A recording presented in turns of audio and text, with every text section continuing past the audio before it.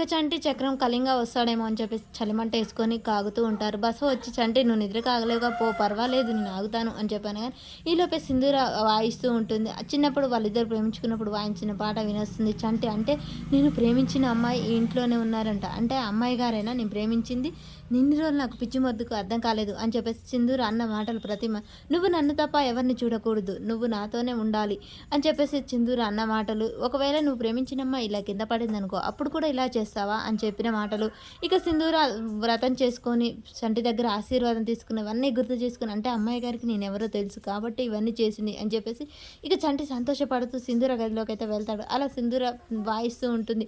ఇక చంటి ఎమ్మట చిన్నప్పుడు తను వాయించినవన్నీ గుర్తు చేసుకుంటూ ఉంటాడు. అమ్మాయి గారు అని చెప్పేసి చంటి చాలా సంతోషపడుతూ ఉంటాడు. సింధూర గదిలోకి వెళ్ళి తన ఆనందాన్ని ఉక్కిరి బిక్కిరి చేసుకుంటూ అలా అటు ఇటు తిరుగుతూ ఉంటాడు. సింధూర పడుకొని వాయిస్తూ ఉంటుంది. ఈలోపే అమ్మాయి గారు అనగానే ఏంటి చంటి అని చెప్పేసి అంటూ ఉంటుంది. అమ్మాయి గారు అనగానే చెప్పు చంటి ఏంటి అనగానే నేను ప్రేమించిన అమ్మాయి గారు మీరే కదా అని చెప్పేసి అంటాడు. సింధూర ఒక్కసారిగా షాక్ అయి చూస్తూ ఉంటుంది. నాకు తెలుసు మీరే, నేను చిన్నప్పుడు మీరు మన ప్రేమ గుర్తుగా ఎలా వాయించారో ఇప్పుడు అలాగే వాయించారు, నాకు తెలుసు, ఇప్పుడు తెలిసిపోయింది మీరే నేను ప్రేమించిన అమ్మాయి అని చెప్పేసి ఇక చంటి ఒక్కసారిగా చెప్పగానే సింధూరకి ఏం మాట్లాడాలో అర్థం కాక అలాగే ఉంటుంది. నాకు చాలా సంతోషంగా ఉంది, నేను ఎప్పుడు మీ మెడలో తాళి కట్టినందుకు బాధపడ్డాను, కానీ ఈరోజు ప్రేమించిన అమ్మాయి మెడలోనే తాళి కట్టినందుకు మీరు ఎప్పుడు అన్నారు చూడు మంచి ప్రేమ గెలుస్తుందని, అది గెలిచింది.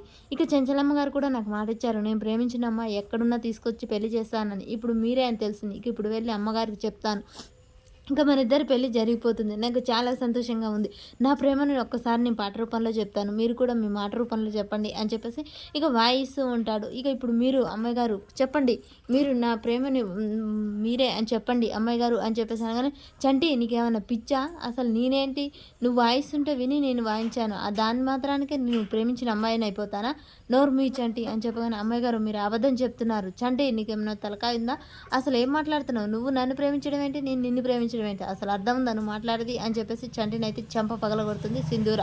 ఇక రేపటి ఎపిసోడ్లో ఏం జరుగుతుందో తెలుసుకుందాం. చలిమంట దగ్గరికి వెళ్ళి సింధూర అయితే చంటిని కొట్టినందుకు బాధపడి చేయి కాల్చుకుంటుంది. ఇక చంటి అలిగి కూర్చుంటే సింధూర వెళ్ళి అన్నం తినిపిస్తూ ఉంటుంది. అమ్మాయి గారు మీ చేయికి ఏమైంది, నీ వల్లేరా అంత నీ వల్లే, నేనేం చేస్తాను బాబాయ్, అమ్మాయి గారికి నీ మీద ఎంత ప్రేమ ఉందో ఇప్పటికైనా అర్థం చేసుకోరా అని చెప్పేసి చక్రం అయితే చెప్తుంటాడు. మరి వీళ్ళిద్దరు ఇక ప్రేమ గురించి చెప్పుకొని ఎవరికి తెలియకూడదు అని చెప్పుకుంటారా, అసలు ఏం జరుగుతుంది అనేది మనకు ముందు ముందు ఎపిసోడ్లో తెలుస్తుంది.